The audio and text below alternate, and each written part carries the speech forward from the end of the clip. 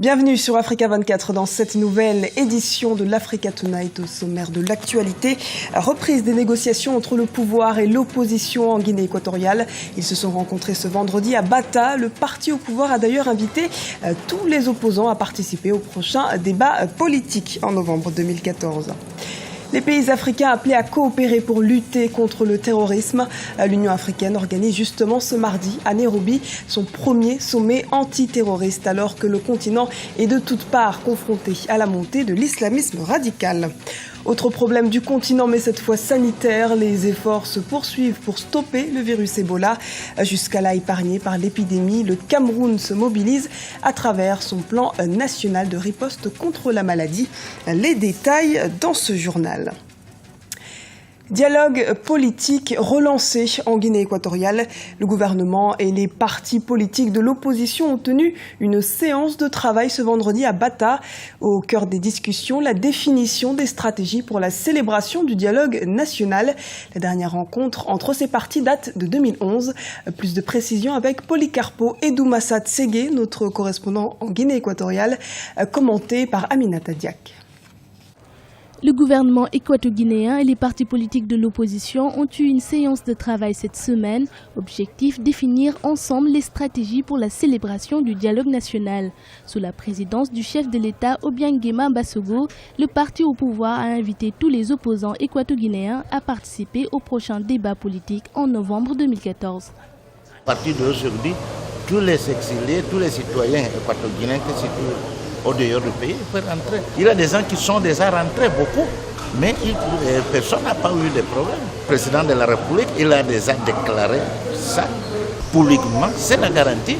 Une initiative saluée par les membres de CPDS. Le leader du parti radical estime nécessaire la réouverture du dialogue national. Les acteurs politiques équato-guinéens doivent prendre conscience de leurs responsabilités politiques, historiques, pour faire avancer le pays vers la vraie démocratie. Rappelons que la dernière rencontre entre le gouvernement et les partis politiques a eu lieu à Mongomo en 2011 pour l'élaboration du texte de la réforme constitutionnelle.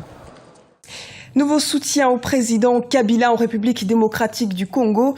Une structure entend soutenir le président congolais Joseph Kabila malgré le verrou constitutionnel. À l'heure où l'éventuelle modification de la Constitution fait débat, ce collectif souhaite pérenniser les idéologies mises en place par l'actuel chef de l'État, comme nous l'explique Erika Ouraga. Mettre en place les voies et moyens indispensables à la pérennisation des actions menées par le président Joseph Kabila. C'est l'objectif du collectif Kabila Désir, initié par le professeur Trifon Kinkien Moulumba. Lancé le 14 août 2014 à Bruxelles, ce mouvement souhaite également montrer le potentiel dont dispose la République démocratique du Congo. Nous pensons qu'il y a une majorité des Congolais qui ont envie de Kabila. Nous voudrions, par cette association, pouvoir réhabiliter l'image de notre pays, pouvoir réhabiliter la vision du président, pouvoir montrer qu'à la tête du Congo, il y a une vision qui se déploie, il y a un leadership qui se déploie. Pour le ministre des Télécoms et des Nouvelles Technologies congolais, la République démocratique du Congo peut se prévaloir de son dynamisme économique, un potentiel économique qui aurait permis au pays de réaliser un bon taux de croissance. Et nous avons une économie aujourd'hui qui est au top. La monnaie ne s'est jamais aussi bien portée. Le taux de croissance est proche de 2 chiffres. Nous sommes parmi les pays qui réalisent le meilleur taux de croissance. Les infrastructures, si vous venez aujourd'hui à Kinshasa, vous allez voir comment ces pays se transforment à vue d'œil. Le pays a tellement changé dans la bonne direction. L'initiateur du collectif Kabila Désir entend tout mettre en œuvre pour renforcer l'économie nationale. Une économie qui, selon lui, aurait connu un dynamisme au cours de ces dernières années grâce à la politique du président Joseph Kabila. Le président de l'Assemblée nationale du Niger, devenu le principal opposant au régime, a quitté son pays. Cité dans une affaire de trafic de bébés avec le Nigeria, Ama Amadou a laissé une lettre ouverte dénonçant 12 mois de harcèlement et d'acharnement de la part du pouvoir en place. Les explications d'Aminata Diak. Le président de l'Assemblée nationale du Niger, Hama Amadou, a quitté le Niger ce mercredi pour le Burkina Faso. Hama Amadou se sentait menacé par l'État et dénonce les tentatives d'intimidation dont il ferait l'objet depuis décembre 2013. Selon certaines sources, il aurait pris la fuite pour éviter de s'expliquer dans une affaire de trafic présumé de bébés dans laquelle sa femme serait impliquée. C'est assez étrangement sur la base de simples indices que ma femme a été arrêtée et jetée en prison. Depuis un mois, elle croupit en prison séparée de ses enfants, des enfants qui ont 2 ans. Depuis 2008, ce sont les mêmes acteurs qui s'acharnent à vouloir coûte que coûte m'éliminer de la scène politique. Et ils sont au pouvoir aujourd'hui. C'est le président de la République lui-même qui est derrière ce dossier. Je suis un combattant. Et celui qui va au combat ne craint pas quoi que ce soit. Pourtant, en juillet dernier, Hama Amadou entendait poursuivre son mandat et annoncer également sa candidature à la présidentielle de 2016. Vous pensez sincèrement que c'est faire preuve de courage et de responsabilité que devant les difficultés, les épreuves, se rétracter, aller se coucher serait un acte de lâcheté de mon point de vue. C'est mon droit de citoyen nigérien. Ensuite, j'ai un parti qui a la capacité de me porter au pouvoir. Troisièmement, je ne suis pas seul à l'opposition. Quand on a des adversaires, il faut accepter de leur faire face. Le départ du président de l'Assemblée nationale fait débat au Niger. Selon une source gouvernementale burkinabé, Hama Amadou aurait quitté la capitale burkinabé ce vendredi à destination de Bruxelles en Belgique. Une réunion sur la menace terroriste se tient ce mardi à Nairobi au Kenya sous l'égide du Conseil de paix et de sécurité de l'Union africaine. Il s'agit ici de discuter des dernières menaces sécuritaires sur le continent.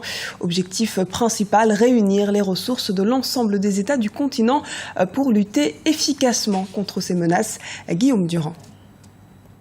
L'unité pour lutter contre le terrorisme, la mise en commun des ressources, des renseignements et des forces de l'ensemble des États africains est pour les observateurs le seul moyen de combattre efficacement les groupes terroristes qui sévissent sur le continent. Le Conseil de paix et de sécurité de l'Union africaine tiendra d'ailleurs ce mardi à Nairobi une réunion sur la menace terroriste qui touche plusieurs pays de l'Afrique de l'Ouest et de l'Est. Nous avons discuté de la manière de renforcer notre partenariat et d'améliorer les mécanismes pour effectivement traiter le terrorisme et le trafic de drogue.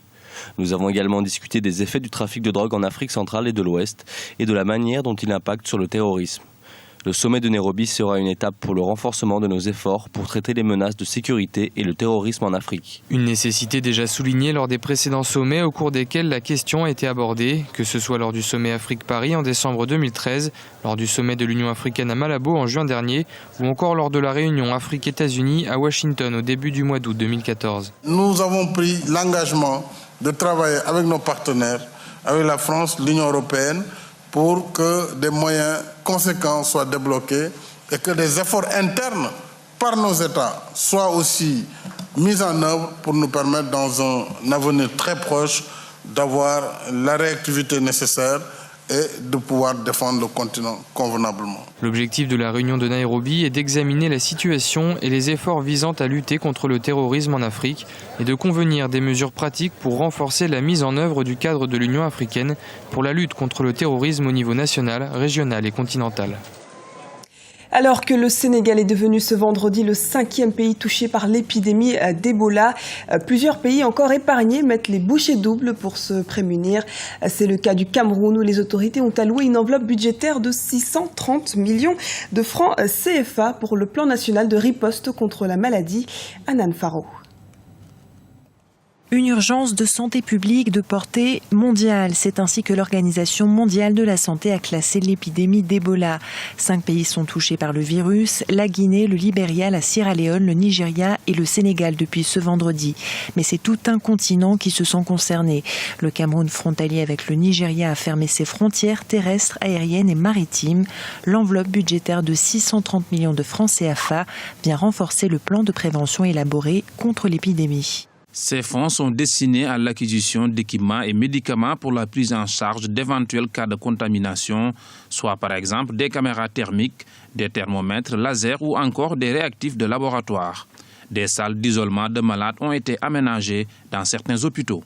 Le virus Ebola se caractérise par une fièvre brutale. Par mesure de précaution, les autorités camerounaises recommandent à leurs citoyens de limiter les accolades et les embrassades.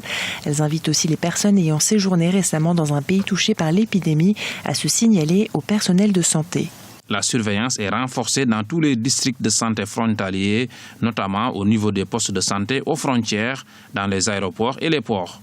Cette surveillance s'inscrit dans un réseau de partenariats et d'échanges multiformes rassemblant non seulement les pays en épidémie, mais aussi tous les autres pays africains particulièrement exposés. À l'instar du Cameroun, le Gabon a également suspendu ses liaisons aériennes et maritimes en provenance des pays affectés.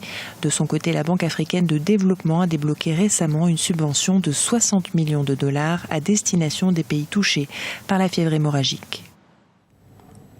Et c'est la fin de ce journal. Merci de nous avoir suivis. Restez avec nous dans un instant. Une nouvelle édition de l'Africa Tonight sur Africa 24.